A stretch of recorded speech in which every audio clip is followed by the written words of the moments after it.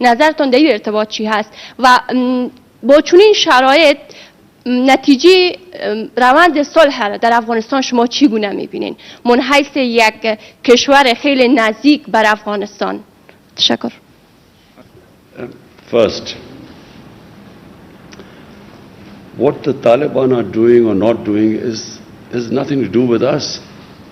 You know, you have to speak to Taliban about what they're doing. We're not responsible. Neither are we some spokespersons for Taliban. But you have two choices.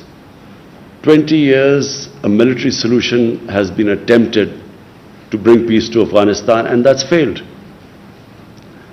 Now you have a choice. Either this American-backed military solution you can continue, because if you feel the Taliban are not someone you want to have in part of your government, you can keep on the course of a military solution.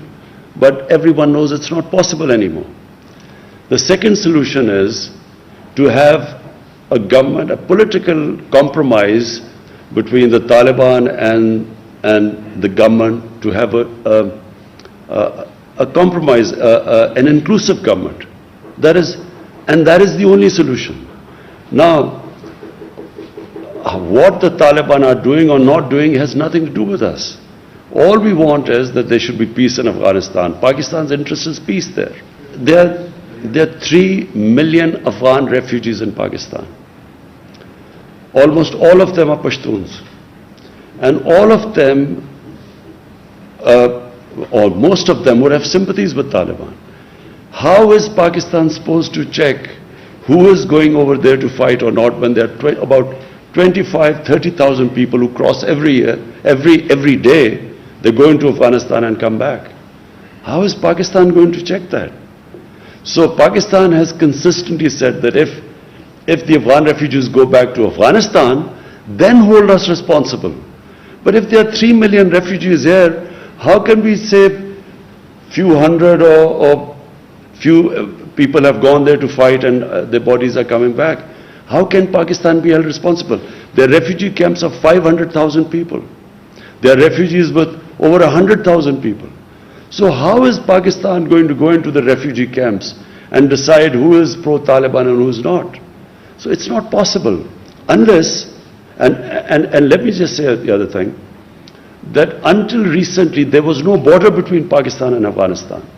The Durand line was just imaginary. There was no physical border. So to stop, to control the outflow and inflow into Pakistan, we have built this fence at a huge cost to Pakistan. We have completed 90% of the fence now.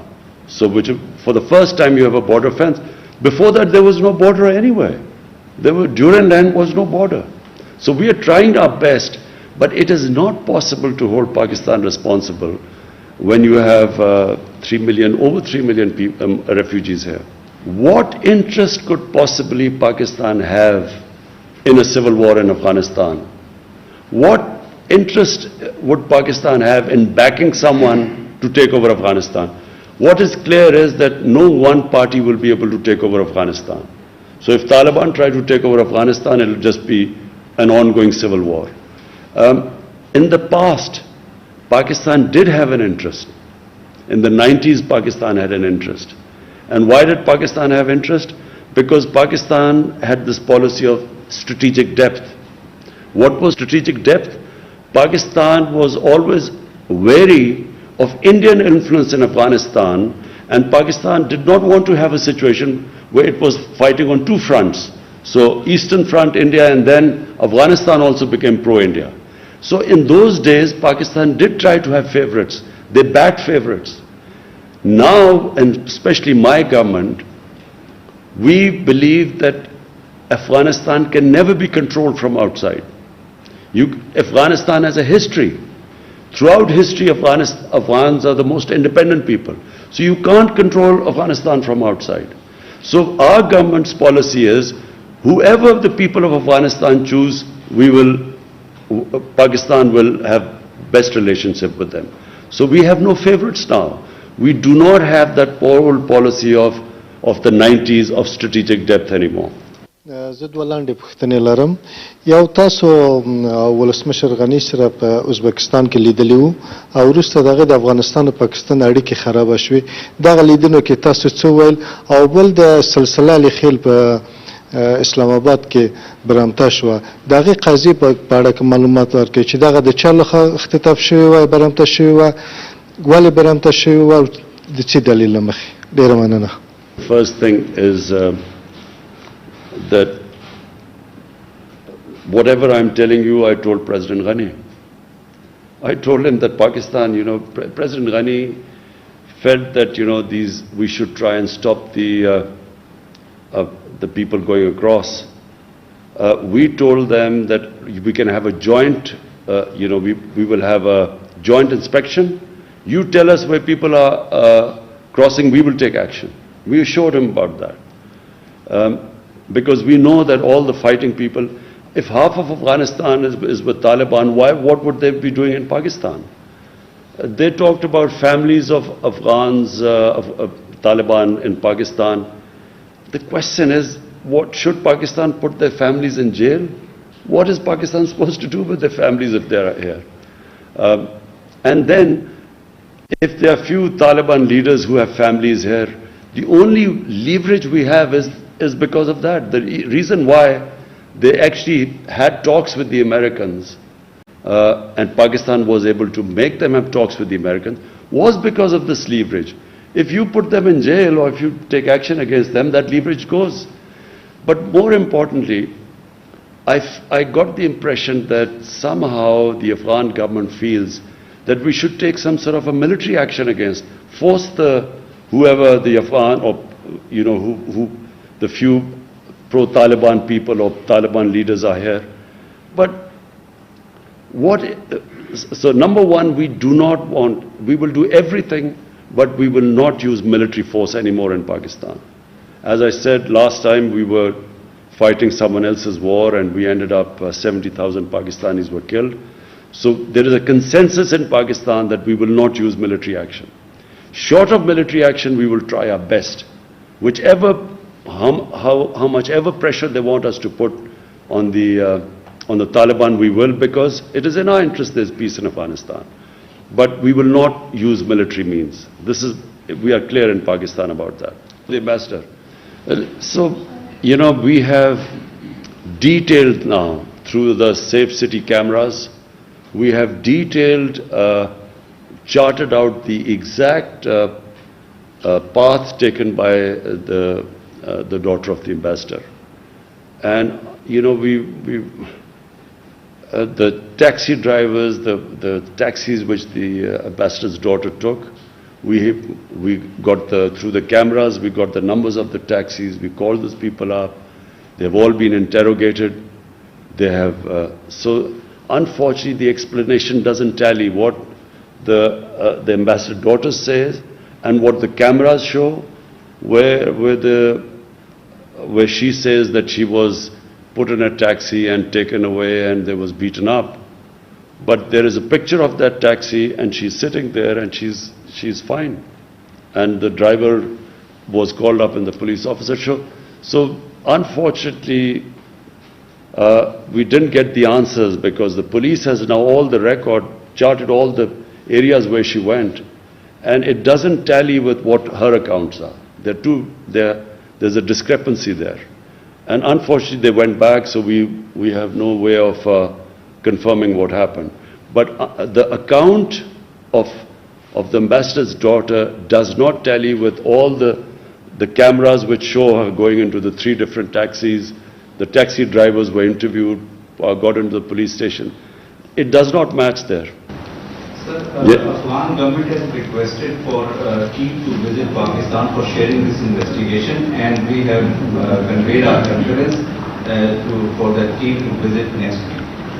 So you've heard that there's a team coming from Afghanistan. We will give them all the information they want. We will give them the pictures from the Safe City cameras, exactly the movements, and so that they can go and ask the questions to the daughter when they go back. تشکر عزیز میکنم که فرصت گذاشتین، وقت گذاشتین بر ما. میخوایم سوال داشته باشم در قسمت پروسه صلح افغانستان. این که پاکستان بارها گفته که ما در قسمت پروسه صلح با افغانستان صادق هستیم و همکار هستیم. پس مراکز مشورتی طالبان فعلا در قلمرو پاکستان نشان دهنده چی است؟ تشکر. We have consistently asked the Afghan government to tell us where these shuras are and where the hubs are, supposedly where the Taliban are supposed to be. You know, we kept hearing about this when the Americans were conducting operations. There were drone attacks in the tribal areas. Americans were, killing people through drones. So why didn't they spot this Quetta Shura and so on? Because we've always asked them to tell us where this Quetta Shura and so on. The thing is, if the Taliban meet within the Afghan refugee camps, as I said, one of the refugee camps is over 500,000 people, there's another is 100,000 people and so on.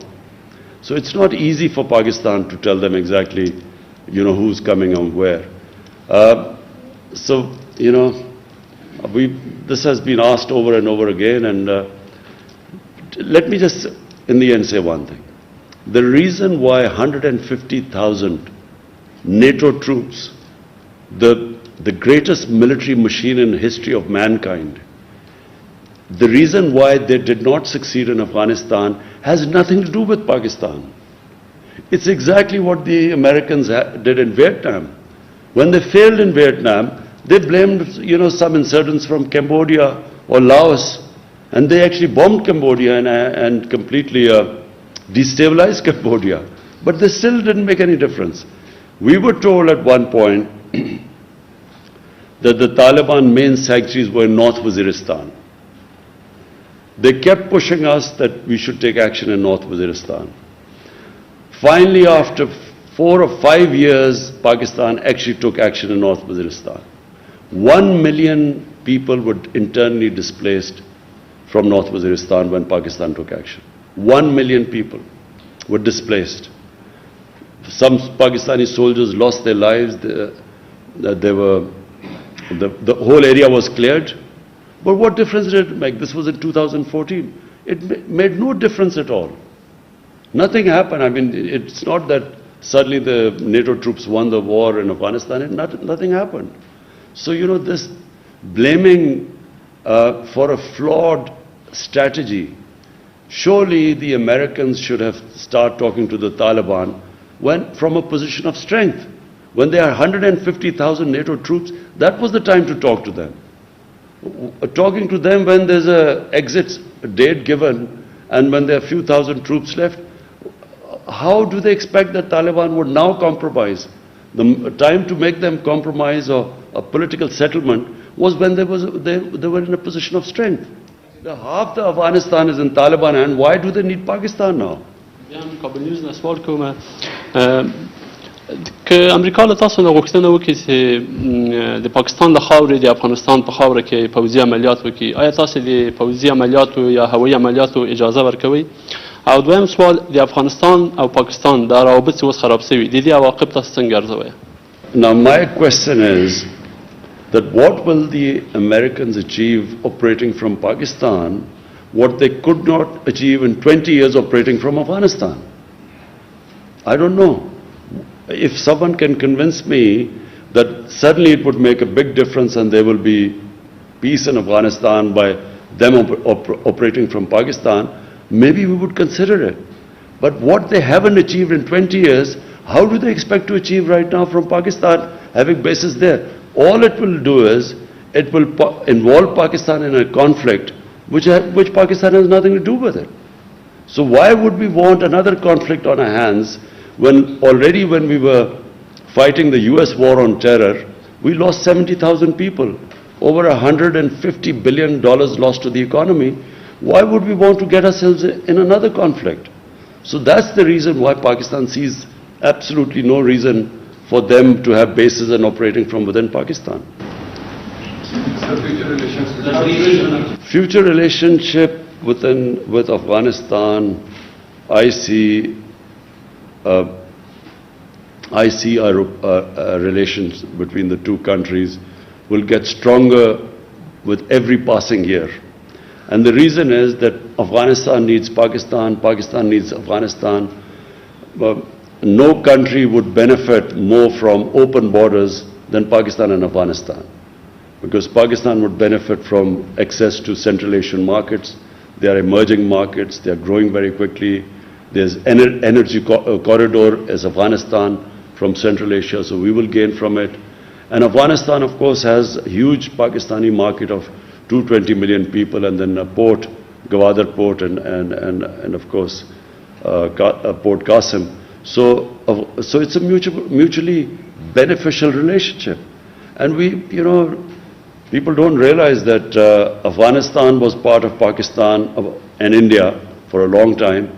And then there was a time when what is Pakistan, North Pakistan, was part of Afghanistan for 70, 80 years. So there's a strong linkages between the two countries. And I think that once this situation calms down in Afghanistan, and which we pray it calms down very quickly, then I think we will have probably the best years of our relationship. Normally मैं किसी media का journalist नहीं हूँ, मैं cinema से ताल्लुक़ रखता हूँ, तो इसीलिए हम सोशल में बहुत काम करते और अल्हम्दुलिल्लाह ये जो रवाबत अभी तक अब ख़राब हो चुका है पॉलिटिक्स से, सोशल पे कोई असर नहीं डाला है. अभी भी हम इधर आ सकते, उधर लोग काम करते पाकिस्तान से. बट मेरे शख्सी एक ही सवाल है, जो जब से मैं पैदा हुआ हूँ हर बार मुझे ये कहा गया है कि पाकिस्तान के साथ, पाकिस्तान के पास एक परेशानी है अफगानिस्तान से. फिर मैं यूनिवर्सिटी गया और उधर मेरे को बोला गया कि ये परेशानी दाऊद खान के ज़माने से शुरू हुआ है. मैं ये जानना चाहता हूँ कि ये कौन सा परेशानी है जब इतनी साल ख़त्म नहीं हो रहा है. Thank you. देखिए, जो मुल्कों के अंदर रिलेशनशिप होती है ना, वो कभी भी एक जगह पे जाके नहीं अड़ जाती. वो चेंजेबल है, डायनामिक चीज़ है. एक ऐसी है कि कई दफ़ा शख्सियत दो आ जाती है मुल्क में, रिलेशनशिप बेहतर हो जाती है, और एक शख्सियत, कभी ऐसे हेड्स ऑफ स्टेट आते हैं कि उनकी रिलेशनशिप खराब हो जाती है. कई दफ़ा इंटरेस्ट बदल जाते हैं, एक मुल्क का एकदम इंटरेस्ट बदल जाता है. लेकिन जो बेसिक चीज़ अफगानिस्तान और पाकिस्तान में है वो कि देखिए, एक तारीख है, कई 100 साल की तारीख है जो ये सारे खत्ते में इंटरेक्शन था. ये जो पेशावर था ये सेंटर था, काबुल सेंटर होता था, सारे सिल्क रूट थी, ये यहाँ से सारा जाता था हिंदुस्तान, उधर से आते थे, फिर कंदहार से रूट थी मुल्तान के ज़रिए. ये पुरानी ट्रेड रूट्स हैं और पुरानी रिलेशनशिप्स हैं. कितनी अफगान फैमिलीज़ वहाँ से आई, पाकिस्तान सेटल हो गई. मेरी सारी माँ और बाप की कबीले सारे अफगानिस्तान से आए थे, यहाँ सारे हिंदुस्तान में सेटल हो गए कितने 100 साल पहले. तो ये इंटरेक्शन हमेशा रहा है. इसमें कभी कभी बुरा वक्त आता है. अफगानिस्तान का इंटरेस्ट हो गया सोवियत से, पाकिस्तान का इंटरेस्ट चला गया अमेरिका के साथ, उसके अंदर हमारी रिलेशनशिप खराब हो गई. फिर आई हुकूमत, अफगानिस्तान का हिंदुस्तान के साथ करीबी हो गया, तो जाहिर है पाकिस्तान से खराब होनी थी रिलेशनशिप. लेकिन long term relationship, natural relationship है ही पाकिस्तान और अफगानिस्तान की. ओके जी, थैंक यू. वज़ीर